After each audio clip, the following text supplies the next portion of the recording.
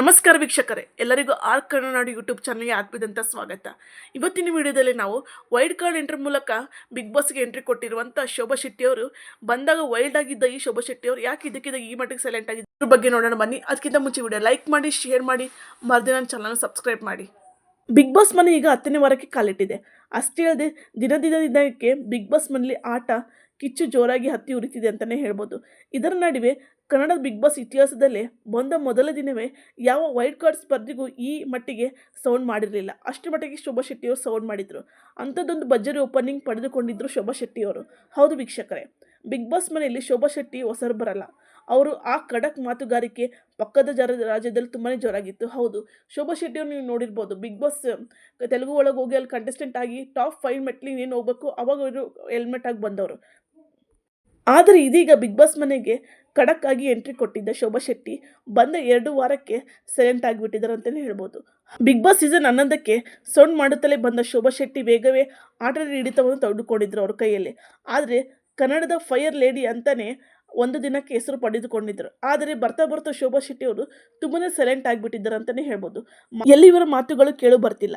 ಇನ್ನು ಶೋಭಾ ಅವರ plus point ಬಂದು ಅವರ ಮಾತುಗಾರಿಕೆ. ಹೌದು, ಸಿಡಿಗಿಡಿನಂತೆ ಸಿಡಿಸೋ ಆ ಬೆಡಿಗೆ ಮಾತುಗಳು ಈಗ ಎಲ್ಲೂ ಕೇಳು ಬರ್ತಿಲ್ಲ. ಅಷ್ಟೇ ಅಲ್ಲದೆ ಆಟದಲ್ಲೂ ಎಮೋಷ್ನಲ್ ಆಗದೆ ಇಂಡಿಪೆಂಡೆಂಟ್ ಆಗಿ ಆಟ ಆಡುತ್ತಿದ್ದವರು ಎಂಥದೇ ಕಷ್ಟ ಬಂದ್ರೂ ಫೇಸ್ ಟು ಫೇಸ್ ಅದನ್ನು ಎದುರಿಸ್ತಿದ್ರು. ಆದರೆ ಆಟಕ್ಕೂ ಸೈ, ಎಂಟರ್ಟೈನ್ಮೆಂಟ್ಗೂ ಸೈ ಎಂಬ ಶೋಭಾ ಶೆಟ್ಟಿಯ ಮೈನಸ್ ಅವರ ಕೋಪ. ಹೌದು, ಯಾರ ಮುಂದೆನೂ ತಲೆಬಾಗಲ್ಲ ಅನ್ನೋ ನೇಚರ್.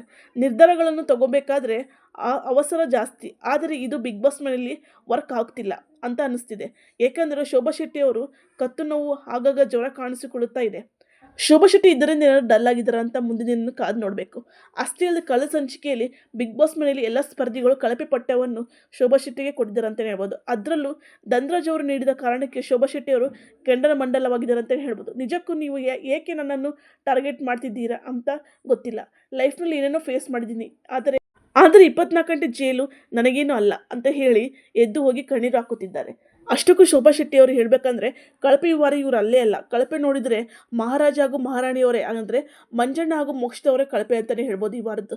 ಆದರೆ ಕಳಪೆ ಶೋಭಾ ಶೆಟ್ಟಿಗೂ ತುಂಬಾ ಬೇಜಾರಾಗ್ತಿದೆ ಅಂತಲೇ ಹೇಳ್ಬೋದು. ಒಪ್ಕೋತೀನಿ, ಇವರ ಪಾರ್ಟಿಸಿಪೇಟ್ ಏನೂ ಇಲ್ಲ ಅಂತ. ಆದರೆ ಮೇನ್ ಟಾಸ್ಕ್ ಹಾಳಾಗೋಕ್ಕಾಗಿರ್ಬೋದು, ಇವರ ಕಂಪ್ಲೀಟ್ ಎಲ್ಲಾದರೂ ನೋಡಿದರೆ ಕಳಪೆ ಬಂದು ಮಂಜು ಹಾಗೂ ಮೋಕ್ಷದವರು ಅಂತಲೇ ಹೇಳ್ಬೋದು. ಆದರೆ ಧನ್ರಾಜ್ ಅವರು ಕಳಪೆ ಶೋಭಾ ಶೆಟ್ಟಿಗೆ ಅವ್ರಿಗೆ ಯಾಕೆ ಕೊಟ್ಟಿದ್ದಾರೆ ಅಂತ ನಿಜ ನನಗೆ ಅರ್ಥ ಆಗಲಿಲ್ಲ. ಶೋಭಾ ಶೆಟ್ಟಿ ಅವರಂತೂ ಈ ವಾರ ಸೇಫ್ ಆಗಿದ್ದಾರೆ. ಮುಂದಿನ ವಾರ ಆದರೂ ಇವರು ಇದನ್ನೆಲ್ಲ ಎಚ್ಚರ್ಕೊಂಡು ಮುಂದಿನ ವಾರ ಆದರೂ ಅವ್ರು ಬ್ಯಾಕ್ ಕೊಡ್ತಾರೆ, ಅವ್ರು ಫೈರ್ ಕೊಡ್ತಾರೆ. ಆ ಬಿಗ್ ಬಾಸ್ ತೆಲುಗಿನಲ್ಲಿ ಕೊಟ್ಟಿದ್ರಲ್ಲ ಆ ಫೈರ್ ಕೊಡ್ತಾರೆ ಅನ್ನೋದು ನೋಡಬೇಕು. ಆ ವೈಲ್ಡ್ ಕಾರ್ಡ್ ಎಂಟ್ರಿ ಮೂಲಕ ಇವರು ಎಂಟ್ರಿ ಕೊಟ್ಟಾಗ ಆ ವೈಲ್ಡ್ ಆಗಾದ್ರು 10ನೇ ವಾರದಲ್ಲಿ ಅವರು ಟಾಸ್ಕ್ಗಳನ್ನ ಪರ್ಫಾರ್ಮೆನ್ಸ್ ಮಾಡ್ತಾರಂತ ಕಾದು ನೋಡಬೇಕು. ಇವರು ತುಂಬ ಟಾಸ್ಕ್ಗಳನ್ನ ತುಂಬಾ ಚೆನ್ನಾಗಿ ಆಡ್ತಾರೆ. ಬರೋವಾರ ಅಂದರೆ 10ನೇ ವಾರದಲ್ಲಾದ್ರೂ ಇವ್ರು ಟಾಸ್ಕ್ನೆಲ್ಲ ಚೆನ್ನಾಗಿ ಆಡ್ತಾರೆ ಅಂತ ನೋಡಬೇಕು. ಇವ್ರು ಈ ವಾರ ಸೇಫ್ ಆಗಿದ್ದಾರೆ.